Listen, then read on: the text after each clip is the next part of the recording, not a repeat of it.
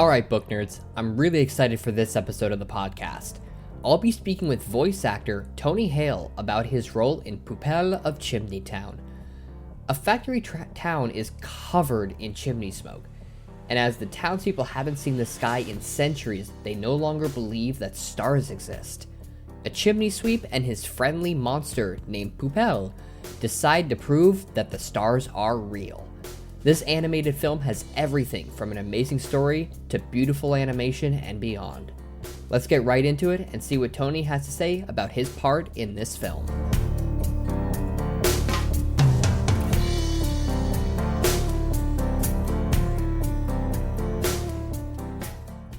All right, everyone. I'm now talking with Tony Hale.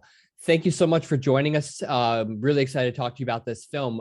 Would you please just real quick introduce yourself and your part in this film?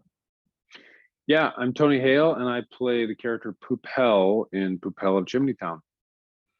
So I just watched this film last night. It was beautiful. I loved the characters, the art design, the story, everything about it just blew me away. I'm curious to know what your thought now that the film's done, and everything, and it's out, it's going to be out there. What's your take on the film? Yeah, I mean, I think there's many things. One is, to your point, it's a stunning movie, and the artistry that was put into this movie is crazy. I mean, the voice actors, we're kind of a very small slice of this pie. Most of the pie is just like the supreme artistry. But the message is, it's based on this very popular Japanese children's book by the same name. And it talks about this little boy, Lubichi, who lives in this town just full of smoke. And his dad told him that there were stars above the smoke. And nobody believes him except Lubichi. And my character, Poupelle, comes into the picture. He's made of garbage. And he creates this friendship with Lubichi and helps him get to the stars. And I think, honestly, man, after this year we've had where we're all just kind of in this crazy smokescreen of God knows what, just knowing that kind of hope of this little kid, that's what we all need right now. It's just to kind of keep walking, Absolutely. So how did you get involved in this project? They kindly asked me to be a part of it. And I saw some of the animation, and then I read the script and just fell in love with it. So it's always an honor to be asked to be a part of something like this. So I'm curious to know, as when it comes to doing voice acting, like you said, your character is kind of like as at first is seen as a monster. But like you said, your character is made up of garbage versus, an actual human character. So I'm curious, when it comes to voice acting, when you have an actual human character, you can look at the facial expressions to know how they're feeling or what they're thinking, or maybe like the subtext or consciousness. But when it's this character, you don't have any of that. So how do you go about figuring out what the character's feeling or thinking and how to convey that when you don't have that to work with?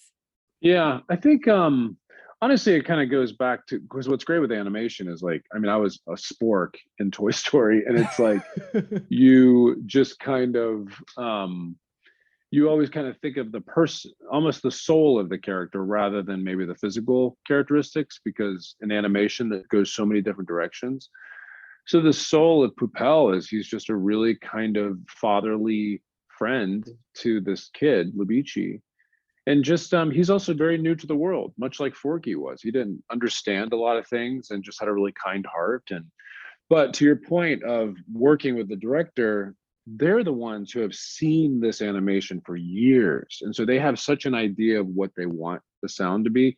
So you kind of play with different voices and then come to the one that kind of fits their vision.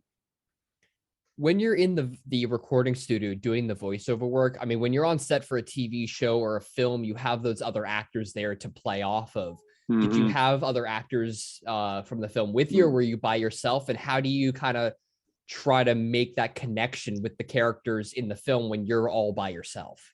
Yeah, I mean, I've been doing it for so long. I get kind of used to doing it by myself, to the point where it's odd. It's odd in animation and someone else is there, because you just get so used to kind of being in your little box and kind of entering into your play world. But I mean, I honestly, man, it's been a long time since I've done animation with somebody else. So it's such a norm for me that the only difference I had was when I did Toy Story, and it was the first time I was in the room with other people, not actors, but the director was there and he was just kind of reading opposite with me in the same room. And that was probably the only recent time I've done it. But typically it's just you're by yourself. Gotcha. So how long of a process is it? Like, I mean, you're one of the main characters voicing. So, I mean, there's a lot of dialogue to go through. Yeah. You know, does it take just as long as, you know, making a regular TV show or a movie? Like, you know, do you feel like it's shorter? Do you have, I'm sure there's probably some lines that, or some scenes that took a long time to record. You know, honestly, man, it took, I think with voice acting, I think this took 2 days. Like we would come in for like maybe 4 or 5 hours each and just knocked it out. So it's very different because I mean, obviously on a television series, you're there for like, I think Mysterious Benedict Society, we shot for 5.5 months. And so it's obviously very different. However, the film itself, the voice acting is like 2 days. The film itself, that took years. Like they probably spent 3 or 4 years on this movie. I'm amazed that you only spent 2 days doing all like that's very impressive. I did not think that. I was not expecting that. Yeah. And then they bring you back if something is not working. But it's just, and it was really, I mean, the gift is when you can find the voice early enough and then you can kind of have a good time. If you can't find the voice, it might take a little longer. But yeah, it's once you get it, you can kind of ride that wave. Gotcha. And final question before we finish is, without giving any spoilers or anything, do you have a favorite memory or like moment in this film that like you voiced, you know, when you were doing your voice acting that just really sticks with you? There's a moment, just I think they're bonding that gets closer and closer and closer, and then just the discovery that they have together towards the end is really powerful, you know. And so that shared discovery, that was really exciting to read and do. Awesome. Well, I appreciate the time. I know we didn't have much, man, but I really appreciate it. Thanks, man. So nice meeting you. You as well. And again, I absolutely loved the film. It was beautiful. Thanks, I man. really enjoyed really it. You did a fantastic job, and the rest of the cast did as well. I encourage everyone to see this film if they have the opportunity. It's fantastic and will make you feel pretty much all of your emotions. I, for one, loved it, and thank you, Tony, for telling us more about it and about his part in the film. Take care, and thanks for listening.